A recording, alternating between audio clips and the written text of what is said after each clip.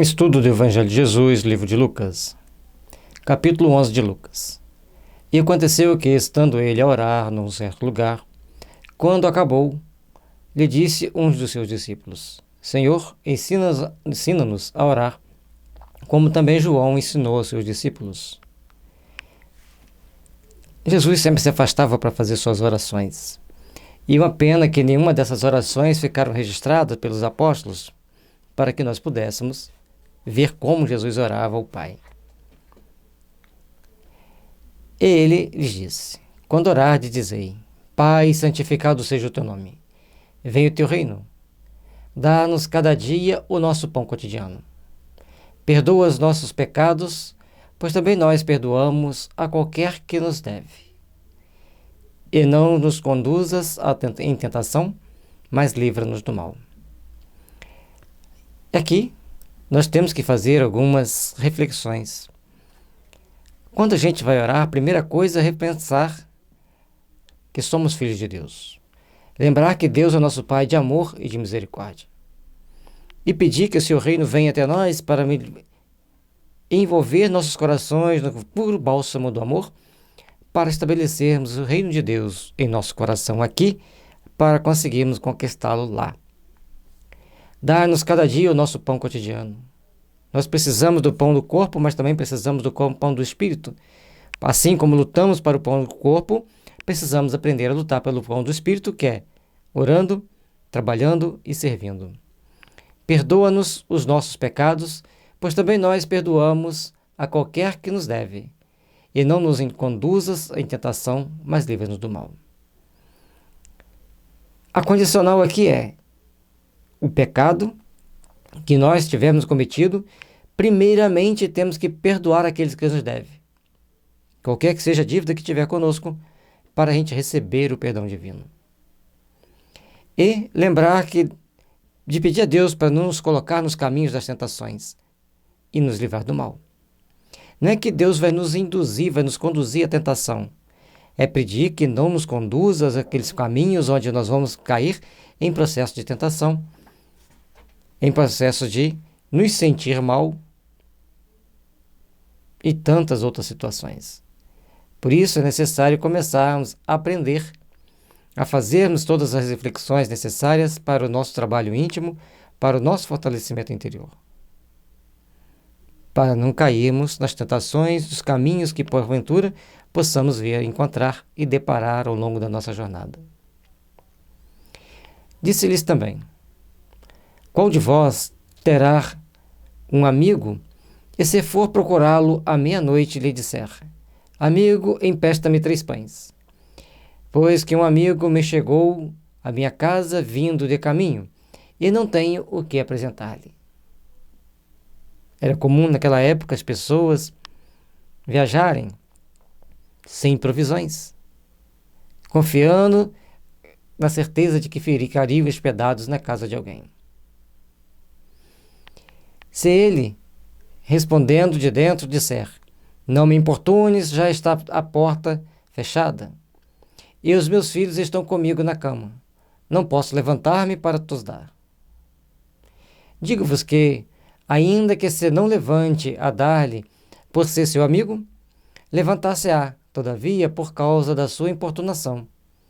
Ele dará tudo que houver menester. Então, naquele momento, a pessoa vai querer bater a porta do outro, meia-noite, uma coisa meio constrangedora, para pedir 3 pães emprestados, porque uma outra pessoa veio visitá-lo e ele não tem o que oferecer. A pessoa vai dizer várias coisas para não se levantar, mas já foi importunado, já acordou e levanta e entrega. Então, nós, quando pedimos ao Pai, temos certeza que vamos receber. Mas também temos que saber o que a gente vai pedir. E eu vos digo a vós: pedi e dar-se-vos-á. Buscai e achareis. Batei e abri-se-vos-á. Porque qualquer que pede, recebe. E quem busca, acha. E a quem bate, abrir-se-lhe-á. 7 etapas. Nessas pequenas 7 frases, Jesus deixa claro a bondade de Deus, a misericórdia de Deus nos envolvendo e trabalhando o nosso coração para que sejamos melhores, para que caminhemos na direção do Pai. E todos nós temos que procurar agir com a responsabilidade necessária para sermos melhores, para caminharmos cada vez mais para Deus, para nos aprimorar cada vez mais. Portanto, saibamos que se pedir, encontraremos. Se buscar, acharemos. Se bater, abrirão para nós. Porque qualquer que pede, recebe. Quem busca, acha. E quem bate, tem a porta aberta para si. Por isso devemos então procurar caminhar com segurança, com firmeza, trabalhando e elaborando nossa caminhada para as realizações do amor e da paz. E qual o pai dentre vós que, se o filho lhe pedir pão, lhe dará uma pedra? Ou também, se lhe pedir peixe, lhe dará por peixe uma serpente? Se nós, como nós agimos diante dos nossos filhos quando nos pedem pão, quando nos pedem peixe? Logicamente que não podemos ter esses alimentos em mãos, mas vamos procurar buscar para ajudar, para fortalecer, para alimentar nossos filhos. Ou também, se lhe pedir um ovo, lhe dará um escorpião? Pois, se vós, sendo maus, sabeis dar boas dádivas aos vossos filhos, quanto mais dará o Pai Celestial, o Espírito Santo, àquele que o pedirem. Então, na hora de pedir, nossos filhos nos pedem de comer e nós oferecemos. Mas, quando nós pedimos ao Pai Celestial, precisamos pedir a assistência do Espírito Santo. A assistência dos bons espíritos, dos espíritos purificados, para que nós possamos conduzir nossa caminhada com amor, com responsabilidade e com caridade. Cada um de nós somos responsáveis pelo que fazemos, cada um de nós somos responsáveis pelo que edificamos. E tão importante quanto fazer todo o bem possível é trabalhar intimamente para que ele possa acontecer ao longo da nossa jornada. E com isso, e para isso, nós temos que ter o amparo dos bons espíritos, daqueles que já se santificaram, pelo menos um pouco mais do que nós, ao longo da jornada. E estava ele expulsando um demônio, o qual era mudo. E aconteceu que, saindo o demônio, o mudo falou, e maravilhou-se a multidão. A pessoa muda pela ação de um espírito fazendo-lhe ficar mudo. Nós temos que parar para pensar nessa realidade nos dias de hoje. Mas alguns deles diziam, ele expulsa os demônios por Beelzebul, o príncipe dos demônios. E outros, tentando-o, pediam-lhe um sinal do céu. Cada um pedia um sinal, cada um pedia alguma coisa para o Cristo. Mas nem sempre com o coração puro. Apenas, muitas das vezes, para procurar tentá-lo, para procurar provocá-lo. Mas, conhecendo ele os seus pensamentos, disse-lhe, todo reino dividido contra si mesmo será assolado, e a casa dividida contra si mesma cairá.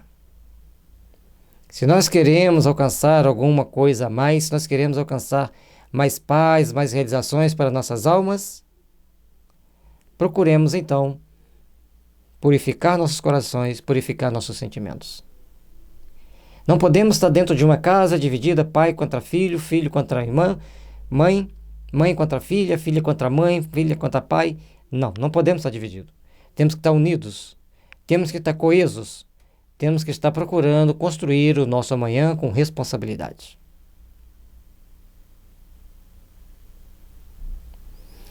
E se também Satanás está dividido contra si mesmo, como subsistirá o seu reino? Pois dizeis que eu expulso o demônio por Beelzebul. E o pior é que até hoje algumas pessoas, quanto não é da igreja dele, quanto é no templo religioso dele, é coisa do demônio. E aí usam uma série de explicações que vai contra a própria Bíblia que ele diz seguir. Que Jesus disse, se alguém expulsa o demônio, não é por demônio, mas pela força do bem. Porque quem se divide entre si, se autodestrói. não conseguirá subsistir o seu reino se as pessoas não forem unidas. E, se eu expulso os demônios por Beelzebul, por quem os expulsam vossos filhos? Eles, pois, serão os vossos juízes. A questão de expulsar os demônios era um atributo de pessoas bem qualificadas espiritualmente. E quem poderia expulsar esses demônios, fazer essa separação do joio e do trigo?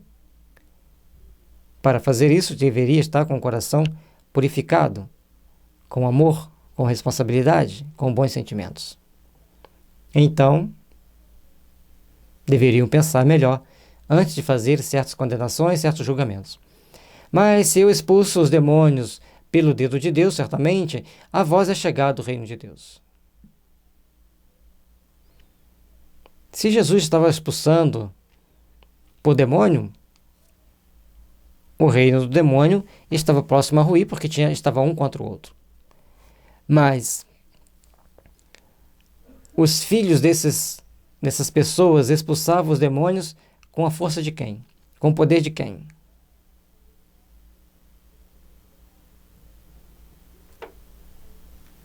Quando o valente guarda armado a sua casa, em segurança está tudo quanto tem.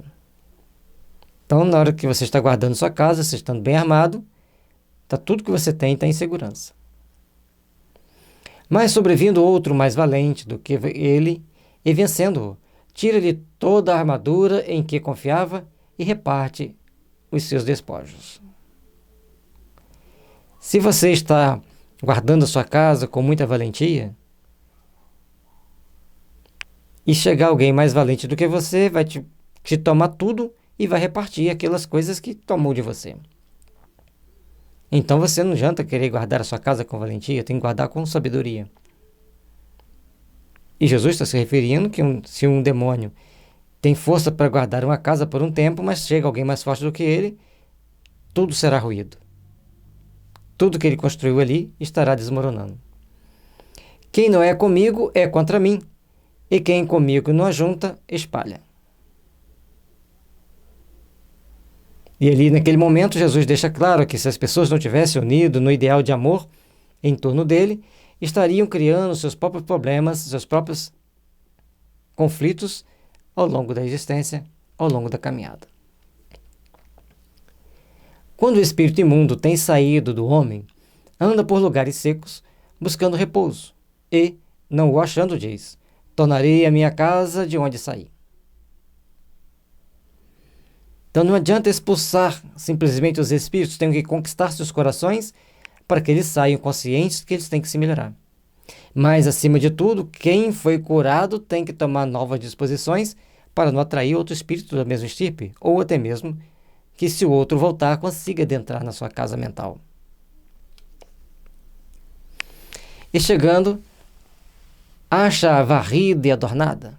Então, vai e leva consigo outros 7 espíritos piores do que ele. E entrando, habitam ali. E o último estado desse homem é pior do que o primeiro.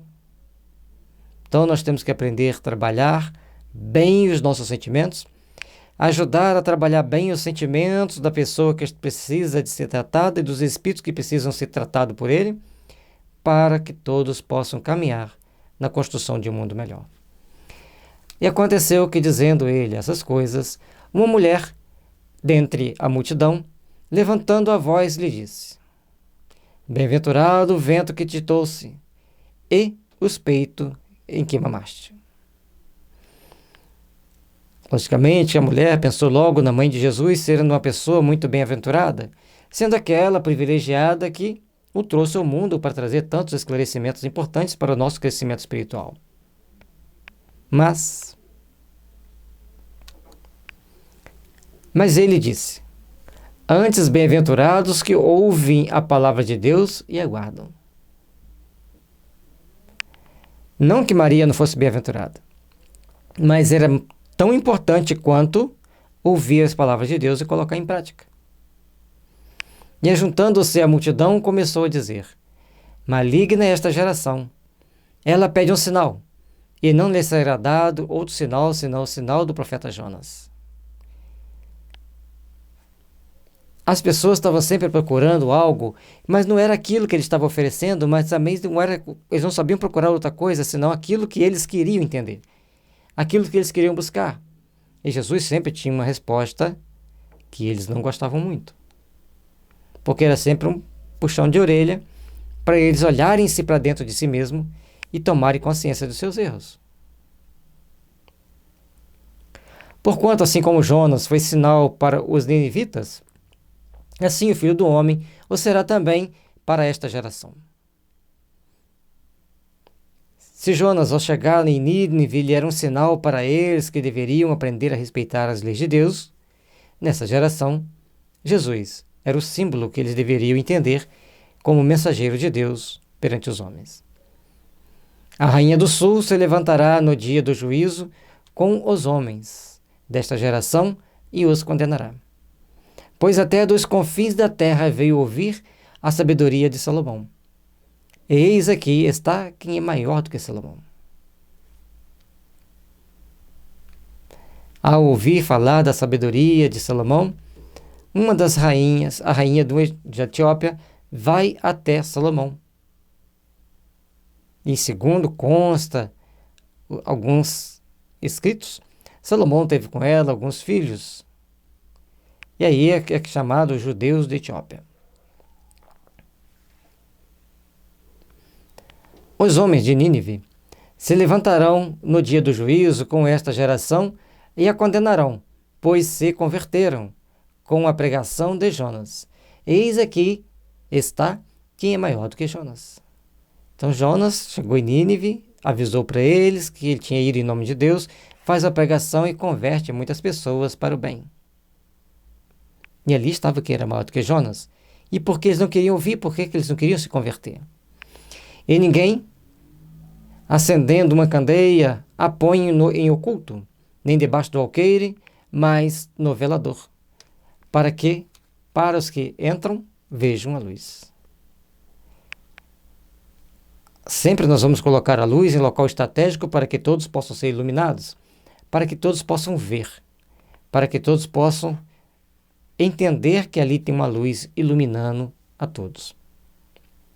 A candeia do corpo é o olho. Sendo, pois, os teus olhos simples, também todo o teu corpo será luminoso. Mas se for mau, também o seu corpo será tenebroso. O que você vê? O que você procura olhar? O que você procura enxergar? Vê, pois, que a luz que em ti há não sejam trevas. Que tipo de luz pode ser trevas? Quando você se sente iluminado pela sua vaidade, pela arrogância e pelo egoísmo. Se você se sente iluminado pelas forças do amor, da paz e do bem, você vai crescer, você vai se aprimorar. Se, pois todo o teu corpo é luminoso, não tendo em trevas parte alguma, tudo será luminoso, como quando a candeia te ilumina com o seu resplendor. Candeia tipo a lamparina, a tocha, a lanterna, né?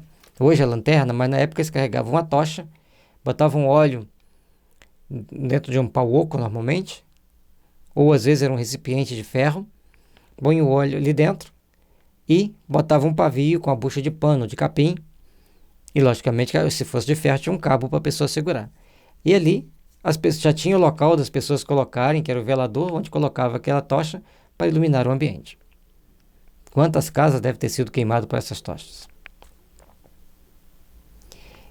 Então, à medida que nós vamos nos iluminando, nosso corpo vai sendo também a luz que vai fazer o resplendor da nossa existência espiritual. Não é que o nosso corpo vai emitir luz, não. O nosso espírito, tá gente? Ele está dizendo o corpo luminoso, porque vai estar expandindo essa luz, irradiando paz, irradiando harmonia, irradiando luz ao longo da nossa caminhada. E estando ele ainda falando, rogou-lhe um fariseu que fosse jantar com ele, e entrando, assentou-se à mesa. Mas o fariseu admirou-se, vendo que se não lavara antes do jantar. E o Senhor lhe disse: agora vós, fariseus, limpai do exterior do corpo e do prato, mas o vosso interior está cheio de rapina e de maldade. Ele queria que falasse, mas poxa, não foram se lavar antes do jantar? E Jesus mostra que antes de lavar, eles estavam muito preocupados em lavar o corpo e o interior do prato. Mas internamente eles estavam cheios de maldade, de rapina.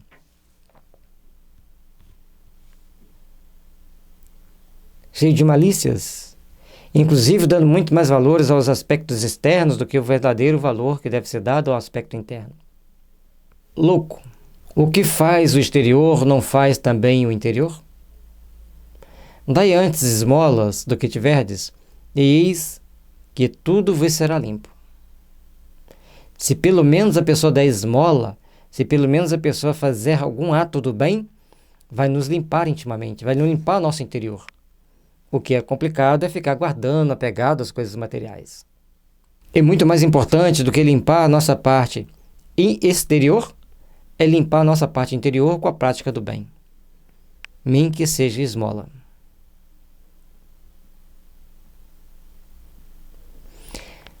Mas ai de vós, fariseus, que dizimais a hortelã e a arruda, e toda a hortaliça, e desprezais o juízo do amor de Deus. Importava fazer essas coisas e não deixar as outras. Dizimais aqui não é de dizimar, não, é de dizimar, de dar o dízimo. Então eles davam o dízimo de tudo que eles produziam, até das coisas mais simples. Mas outras coisas que eram importantes eles deixavam de fazer, deixavam de doar. E Jesus alerta para que eles que fizessem o bem, que procurassem fazer o necessário para estarem na construção de um mundo melhor intimamente.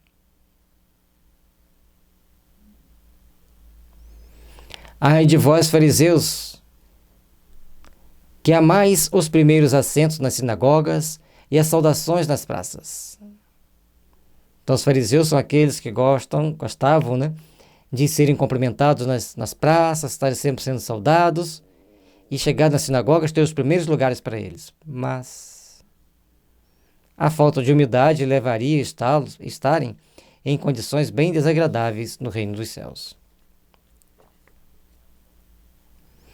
E respondendo um dos doutores da lei, disse-lhe: Mestre, quando dizes isso, também nos afronta a nós.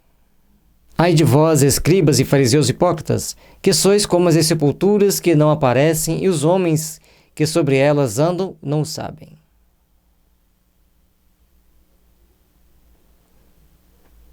Já complicou. Aquelas sepulturas que ficam abaixo da terra. Então estão sendo camufladas, estão trapaceando, estão escondendo alguma coisa do povo, das pessoas, fugindo dos interesses comuns para serem dissimuladas. Respondendo um dos doutores da lei, disse-lhe: Mestre, quando diz isso também nos afronta a nós.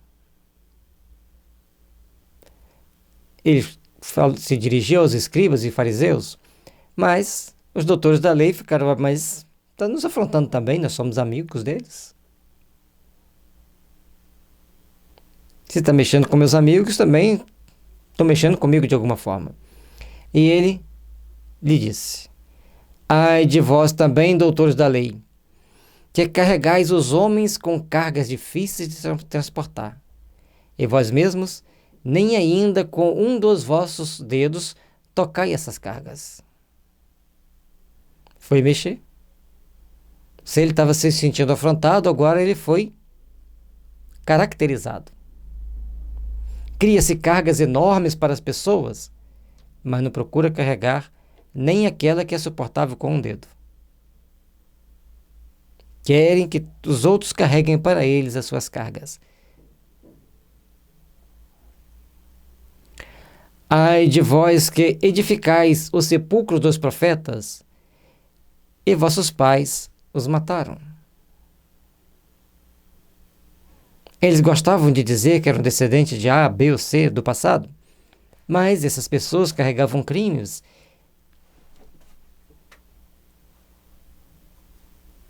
Se eles carregavam crimes, eles tinham que responder também parcialmente. Eles tinham que entender esses problemas. Bem testificais, pois, que consentis nas obras de vosso Pai, porque eles os mataram, e vós edificais os seus sepulcros. Se os pais mataram os profetas e os filhos foram lá edificar o sepulcro, eles estão consentindo de um crime. São partícipes de um crime. E às vezes era matar, no sentido de matar, de tirar a vida, mas tentar sufocar, de não deixar que eles trabalhassem como deveriam trabalhar. Ou seja, desacreditá-los, fazer de tudo para prejudicá-los, prejudicando a si próprio. Por isso, diz também a sabedoria de Deus: profetas e apóstolos lhes mandarei, e eles matarão uns e perseguirão outros. Então, um dos profetas já tinha escrito que eles iam perseguir alguns e matar outros, que não aceitariam seus profetas, os enviados de Deus, aqueles que eram enviados para eles esclarecer as consciências. E, aliás, até hoje, as pessoas não querem ter a sua consciência esclarecida. Eles preferem viver o seu sonho para depois acordarem num pesadelo. Para que desta geração seja requerido o sangue de todos os profetas que, desde a fundação do mundo, foi derramado. Desde o sangue de Abel até o sangue de Zacarias, que foi morto entre o altar e o templo. Assim vos digo, será requerido desta geração. E ali, os judeus estavam recebendo uma sentença. Eles deveriam passar a tomar muita consciência de seus atos dali para frente, porque as coisas não viriam tão boas para eles se eles dessem intento o que eles queriam, que era matar Jesus. Porque tudo a partir dali lhes seriam cobrados. Ai de vós, doutores da lei, que tirastes a chave da ciência. Vós mesmos não entrastes e impedistes os que entravam. Se sentiram doutores da lei, mas foram lá e tiraram a chave da ciência para que as pessoas não conseguissem entender e ficassem amarrados nos seus próprios sentimentos, pensamentos, perdendo a oportunidade de crescerem e de aprimorarem-se para Deus. É a responsabilidade muito grande que cada um de nós carregamos conosco.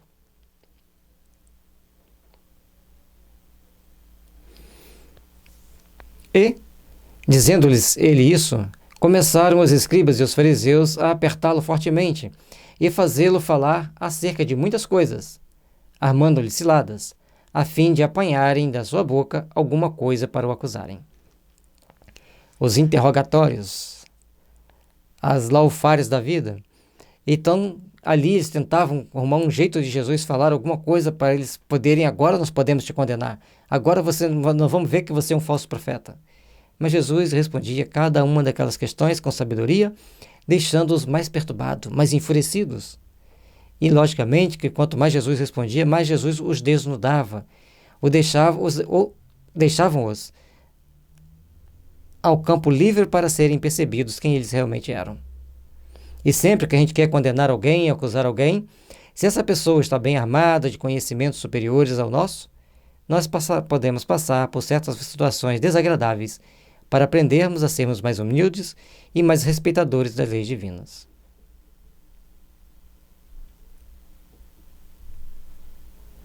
Que Jesus abençoe nossos lares, abençoe nossa caminhada e nos dê força para estarmos sempre no trabalho, na lide, de construir cada vez mais com Jesus.